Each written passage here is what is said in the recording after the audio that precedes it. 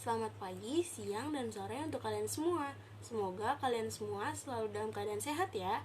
Perkenalkan, nama saya Lidwina Lintang Nufitri dari kelas 11 IPS 2. Pada kesempatan kali ini, saya akan membahas tentang jaringan otot. Tonton sampai habis ya.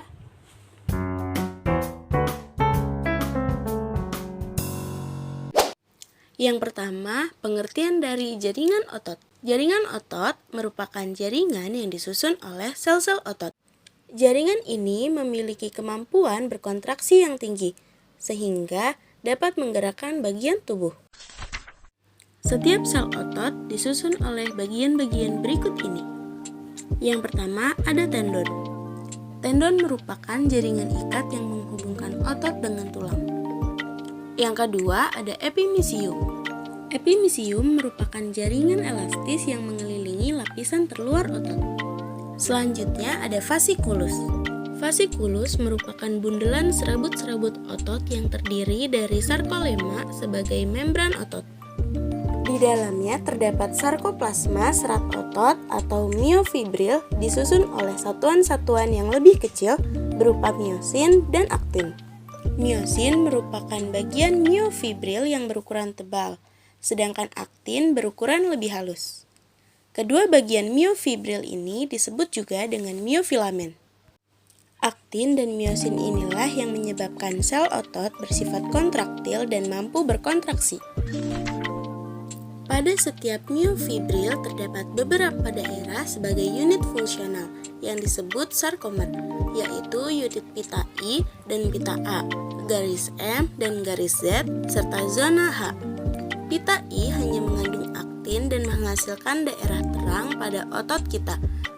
Pita A mengandung aktin dan miosin sekaligus menghasilkan daerah gelap. Garis M merupakan bagian dari pita A yang mengandung filamen kasar di bagian tengahnya. Garis Z merupakan garis penghubung antara sarkomer, dan zona H adalah daerah terang sempit di antara daerah gelap pita A. Daerah ini hanya mengandung miosin saja. Otot dapat menggerakkan rangka kita dengan cara kontraksi dan relaksasi. Kontraksi merupakan keadaan saat otot menegang dan memendek. Saat otot berkontraksi, miosin menarik aktin sehingga pita I memendek, zona H hilang. Gabungan protein aktin dan miosin ini disebut juga aktomiosin. Sedangkan relaksasi sendiri merupakan keadaan otot kembali memanjang setelah mengalami kontraksi. Saat relaksasi, miosin melepas aktin sehingga pita I kembali memanjang dan zona H kembali muncul. Selanjutnya, kita akan membahas jenis-jenis jaringan otot. Berdasarkan bentuknya, otot dibedakan menjadi 3 jenis. Ada otot polos, otot lurik, dan otot jantung. Kita bahas lebih lengkap yuk. Otot polos merupakan otot yang geraknya dikontrol oleh saraf tak sadar dan tidak terletak pada rangka.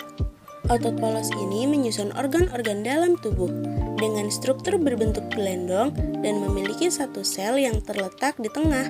Karena sahabat kontraktornya tidak memantulkan cahaya berselang-seling, sehingga sarkoplasmanya tampak polos dan homogen. Sarkoplasma otot ini terdapat pada lambung usus dan pembuluh darah. Otot polos mempunyai sistem saraf otonom, artinya bekerja tidak di bawah kesadaran. Kontraksinya lambat, cukup lama, dan tidak cepat lelah. Selanjutnya, otot lurik.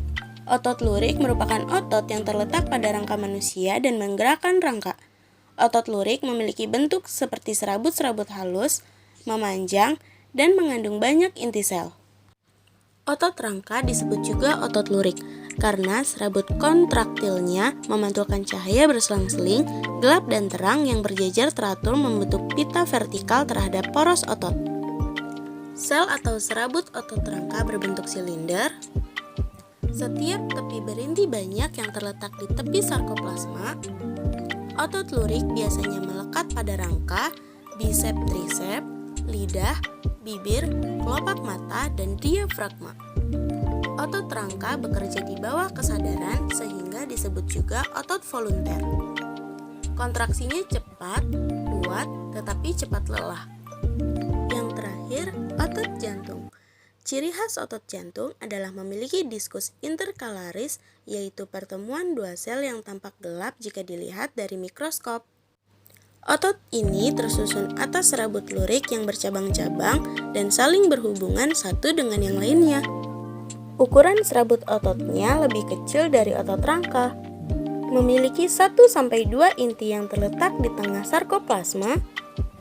Otot jantung terdapat khusus pada jantung. Kontraksinya tidak di bawah kesadaran atau otot involunter, bersifat kuat dan berirama. Nah, pembahasan tentang jaringan ototnya udah selesai nih.